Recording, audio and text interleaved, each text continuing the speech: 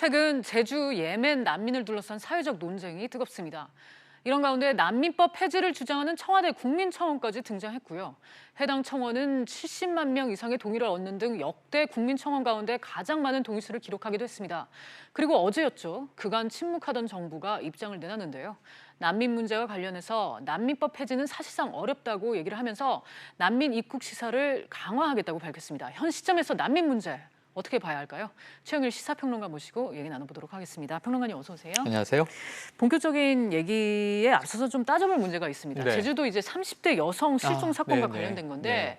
현재까지 뭐 사망 원인을 두고 뭐 여러 가지 의문들이 달리고 있는데 급기야 이제 난민 범죄설까지 나왔습니다. 맞습니다. 이러면서 이제 불안감이 커지고 있는데 이 사건을 평론가님께서는 어떻게 보셨어요? 그러니까 어제 시신을 찾았죠. 네. 이 제주도 바다 반대쪽 거의 뭐 100km 가까이를 이동을 했습니다. 오늘 부검이 있습니다. 네. 이제 외상은 아직 없기 때문에 실족에 의한 사망 가능성이 높은데 하지만 경찰은 다른 가능성도 열어놓고 있는 상황이죠. 네.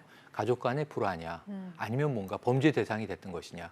그런데 이제 이 실종 여성이 일주일 가까이 발견되지 않고 있는 상황에서 말씀하신 대로 제주도뿐 아니고 전국적으로 난민 범죄 아니냐 이런 또 우려가 많이 사회적으로 확산이 됐어요. 네. 이번 건만 아니고 아마 앞으로도 제주도 지역에서는 뭐 어느 지역이나 범죄는 일어나고 있기 때문에 난민이 저지른 범죄가 아니냐라는 문제가 드러날 수 있습니다. 이걸 뭐라고 부르냐면 확증되지 않았는데 난민 이 범죄를 우려하는 것, 이걸 네. 우리가 난민 포비아 이렇게 네. 부를 수 있겠거든요. 네. 그래서 이런 포비아 문제에 대해서는 우리가 조금 경계심을 가지고 팩트 중심으로 생각하는 이 사회적인 어떤 분위기가 확산돼야 할 것 같은데 쉽지는 않습니다. 왜냐하면 낯선 것은 항상 공포를 유발하거든요. 그래서 그런 부분에 대해서는 우리나라뿐 아니고 어떤 타민족, 타인종 또는 타 국가에 대해서 상당히 이제 포비아적인 이 두려움을 갖고 있고 난민이 가장 많은 지역은 어디냐면 유럽입니다. 네. 독일이 가장 많거든요. 독일은 15만 명의 난민을 받아들이고 있는데 네.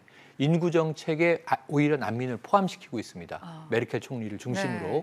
그럼에도 불구하고 난민 포비아가 역시 독일을 비롯해서 유럽에도 있는 것을 보면 우리나라만 유독 이 포비아가 있는 것이다라고 또 우리가 폄훼할 수는 없겠습니다만 여기에 대해서는 조금은 현명하게 이성적인 대처가 필요한 것도 사실입니다. 네. 사실 뭐 사건에 대한 조사가 뭐 명확하게 밝혀진 게 아닌 상황에서 그렇습니다. 이렇게 난민에 대한 범죄로 몰아가는 것, 난민 네. 포비에도 좀 우려스러운 면이 네. 정말 많이 있습니다. 결국 이제 난민 문제를 바라보는 사회적 시선이 여전히 이제 불안하다는 방증일 텐데요. 난민법 폐지와 관련해서 국민청원 얘기로 이어가 보겠습니다. 네. 6월 13일에 올라온 것으로 기억이 되는데 한 달 네. 만에 무려 70만 명을 돌파했습니다. 이게 네. 어떤 내용이 담겨 있었던 그러니까 청원이었죠? 이제 예멘 난민들이 제주도에 들어와 있다. 네. 그것도 500명이 넘는다. 뭐 작은 순환이죠. 그래서 이제 상당히 그때 놀란 겁니다. 네. 그러니까 제주도에서 또 현장을 목격한 분들이 굉장히 좀 불안하다. 이렇게 무리지어 다닌다. 그러면서 난민 문제가 그때부터 급 확산되기 시작했습니다. 예멘 난민의 상황을 알아보니까 예멘이 지금 여러 가지 내전 문제로 네. 예멘 난민들이 전 세계로 이제 흩어지고 있고요. 지금 국내에 들어온 사람들은 처음엔 먼저 말레이시아로 갔죠. 이 무비자가 있는 나라를 먼저 찾아갈 수밖에 네. 없습니다. 비자를 받기가 어려운 사람들이기 때문에 말레이시아에 있는데 체류 기간에 한계가 있다 보니까 어디로 가면 좋을까 궁리를 하다가 코리아가 요즘 살기 좋다고 하는데 그 제주도는 특구이기 때문에 관광 특구죠. 그래서 무비자 입국이 가능하다. 3개월까지 체류가 된다더라. 네. 부랴부랴 짐을 싸서 이제 제주도로 온 거고요. 여기서 이제 난민 지위를 요구하면서 체류하고 있었던 상황입니다. 네. 이게 국민 전체에게 보도를 통해서 알려졌고 불안감이 확산됐던 거죠. 70만 명이 이제 여기에 우려를 표했다, 찬성했다. 이건 굉장히 이제 이례적으로 높은 수입니다. 그런 것 같습니다. 30일 한 달 동안 20만 명이 넘으면 청와대가 답하는 시스템이잖아요. 네. 70만 명은 3배가 넘죠. 그러니까 이 정부가 답하지 않을 수 없는 상황인데 난민법 폐지 요구가 있어요. 소년법 폐지 요구도 있었어요. 이 소년 범죄가 많이 네. 이제 격화되면서 그런데 소년법 폐지 안 된다고 조국 민정수석이 얘기했고요. 난민법 폐지하면 어떤 문제가 생기냐면 우리나라가 국제적으로 고립되게 됩니다. 뭐냐면 우리가 난민을 받아들이는 것에 대해서 배타적일 수 있지만 또 언제든 우리나라 사람들이 난민으로 해외 나갈 수도 있거든요. 사실 우리는 이 6.25 전쟁 때 난민 국가였습니다. 여러 나라로 우리 스스로가 난민이 됐던 적이 있고 네. 또 한 가지 두 번째 문제는 뭐가 있냐면요. 국내에 가장 많이 들어오는 난민은 누굴까요? 어느 나라 사람일까요? 어딘가요? 같은 민족입니다. 우리가 탈북민이라고 부르는데 네. 이분들이 사실은 난민인 거예요. 네. 물론 북한을 우리가 국가로 지위 인정을 할 건지 말 건지 법적인 헌법적인 문제가 있습니다만 지금 뭐 정상회담이라고 우리가 부르지 않습니까?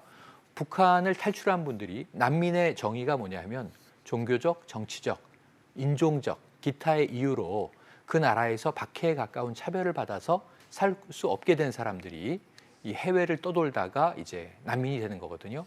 그럼 우리가 탈북민은 난민으로 분류하지는 않습니다. 우리가 탈북민으로 따로 분류하고 있지만 이분들도 사실상은 난민에 가까운 이제 상황에 처해 있는 분들이다. 네. 그러고 이제 그럼 이 북한 분들 빼고요, 탈북민 빼고 국내에 가장 많이 난민 신청을 하는 국가는 어디일까요? 하면은 파키스탄입니다. 아. 노동자로 많이 들어왔던 분들이죠. 네. 외국인 노동자로. 이분들이 다시 한국은 취업하기 좋고 살기 좋은 나라다. 난민 신청을 하는데 지금까지 한 4,700명 정도가 난민 신청을 했던 게 파키스탄. 두 번째가 이제 중국입니다. 네. 4,200명 정도가 중국. 이렇게 보면 예멘 난민을 보고 우리가 좀 깜짝 놀란 감이 있지만 94년부터 난민 지위 인정이 처음 된 94년부터 지금까지 적지 않은 시간이 흘렀는데요. 난민은 꾸준히 우리나라를 찾아오고 있고 노크하고 있고 그럼에도 불구하고 우리나라가 난민을 받아들이지 않는 나라에 속합니다. 그러니까 난민 신청이 지금까지 4만 4천 명이 넘거든요. 이 중에 약 4.1%가 난민 지위를 인정받아서 94년부터 현재 2018년까지 국내에서 난민으로 인정된 사람 한 1,600명이 조금 넘고요. 네. 다만 이제 단기적으로 난민으로 인정해서 우리가 보호했던 체류를 인정했던 비율까지 하면은 11% 정도가 됩니다. 네. 일본이 우리보다 조금 더 낮아요. 1%가 조금 넘거든요. 그럼에도 불구하고 우리나라는 굉장히 난민을 엄격하게 인정하는 나라에 속하기 때문에 문제는 국내에 이제 난민 신청하는 사람들의 수가 급증하고 있다는 거죠. 네. 94년부터 2000년까지는 전체 난민 신청자가 한 16년 동안 한 3,000명이 채 안 돼요. 2,900명 정도인데 네. 그다음엔 연간 1,000명씩 난민 신청을 하다가 2015년부터 5,000명 이상씩 난민 신청을 해마다 하다가 올해 난민 신청 예정은 18,000명 정도 될 것 같습니다. 그러니까 비율은 적지만 난민 신청자들은 계속 쇄도할 것이다. 이것은 우리가 좀 예상을 해봐야겠습니다. 그러니까 평론가님 말씀을 들으면은 그동안 우리가 잘 몰라서 그렇지 94년부터 꾸준하게 우리 사회에는 난민들을 들여왔다는 그런 그렇습니다. 말씀인데 네. 이번에 이제 결과적으로 이제 정부가 내놓은 답변을 보면 난민 협약 탈퇴, 난민법 폐지는 불가하다. 그렇죠. 이렇게 뭐 분명히 입장을 밝힌 것이죠. 맞습니다. 그러면 이게 뭐 찬반으로 지금 극명하게 갈려 있는 상황에서 어떻게 받아들여지겠습니까, 국민한테? 계속 자, 네. 우리 자국민 보호를 위해서 난민은 받아들여서 안 됩니다. 이런 이제 국민들의 여론, 일부 네. 입장이 있을 수는 있죠. 그런데 어떤 정부도 이 문재인 정부뿐만 아니고 어떤 정부도 난민 협약 탈퇴와 난민법 폐지를 할 수 없습니다. 그렇죠. 왜냐하면 그렇게 되면 우리가 국제적으로 고립되는 고립되죠. 거고요. 네. 스스로 선진 국가가 아님을 선언하는 겁니다. 우리는 이 대원군 시대 쇄국 정책을 시행하는 나라입니다. 네. 근데 역으로 생각해 보세요. 이 올 여름도 지금 이 해외여행 성수기입니다만 우리나라 사람들이 해외로 얼마나 많이 나갑니까? 네. 물론 우리가 난민으로 나가는 건 아닙니다. 관광하러 나가고 비즈니스하러 나가지만 우리가 국제 교류를 하는 데 있어서 외국에서 어려움을 처한 사람을 대한민국은 받아들이지 않는 나라입니다라고 네. 했을 때 우리는 외국의 시각으로 보면 굉장히 폐쇄적인 국가가 되거든요. 그렇죠. 그러니까 우리 스스로 고립하는 것이기 때문에 네. 난민 협약은 유엔에서 정한 아주 일반적인 인류 보편적인 협정이고 협약이고 그리고 난민법도 아시아에서는 우리가 좀 빨리 받아들인 국가긴 해요. 네. 그럼에도 불구하고 난민이 많아지고 있다는 추세에서 다른 여러 국가도 난민법을 제정하지 않을 수 없다는 상황에서는 우리가 선도적인 국가 대열에 속했는데 그 난민법을 스스로 폐지하면서 자국민을 보호하겠다는 이유는 타당하지만 그러면 외국에 대해서는 우리는 배척하겠다는 입장이 되는 거거든요. 네. 그래서 지금 국제관계로 봤을 때는 난민법 폐지는 불가한 건 맞고요. 다만 어떻게 우리 국민을 효과적으로 보호하면서 난민 문제에 대응할 것인가 네. 이 전략적인 대응이 더 중요한 시점이라고 보겠습니다. 뭐 그러니까 난민도 받아들이면서 우리 국민을 어떻게 효과적으로 보호할 것이냐 맞습니다. 그게 이제 중요하다고 말씀하셨는데 일단 이제 정부가 방향을 명백하게 잡았으니까 그 방향에 있어서 이제 현실감 있는 책임감 있는 그런 대책이 있어야 될 것 같은데 그렇습니다. 마지막으로 그러면 어떤 게 필요할지 좀 3단계 말씀해 주세요. 정도고요. 정부가 네. 그렇게 이제 방침은 정하고 있죠. 첫 번째로는 난민 심사를 더 엄격하게 네. 하겠다. 그런데 난민은 많이 몰려오고 있는데 난민 심사를 하려면 인력과 자원, 조직이 필요한데 네.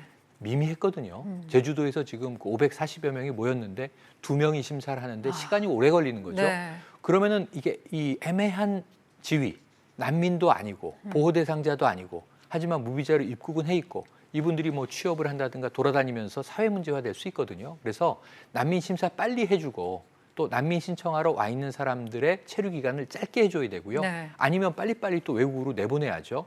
그리고 이제 이들이 국내에서 문제를 일으키지 않도록 보호하는 보호이면서 우리 국민들의 입장에선 치안을 유지하는 네. 좀 특수한 조직들의 또 편성이 필요해 보입니다. 심사 강화 그리고 난민 심사 대응 절차의 효율성 그리고 세 번째로는 치안에 대한 이제 어떤 안전성을 확보하는 문제 네. 이 세 가지를 정부가 빨리 이제 정책적으로 조치를 해줘야 되고요. 국민들이 무엇보다도 체감적으로 난민 문제 때문에 우리 국민들이 피해를 보는 일이 없구나라고 하는 것을 이제 안심할 수 있게 돼야 되기 때문에 이러한 것을 유지하는 선에서는 난민협약, 난민법을 유지하면서 조금은 더 우리가 국제적으로 유연하게 대응을 해야 될 것 같습니다. 네, 이번 예멘 난민 문제를 놓고 정말 우리나라가 한 단계 더 발전하는 그런 계기가 맞습니다. 될 것 같습니다. 평론가님 오늘 말씀 여기까지 듣겠습니다. 감사합니다. 고맙습니다.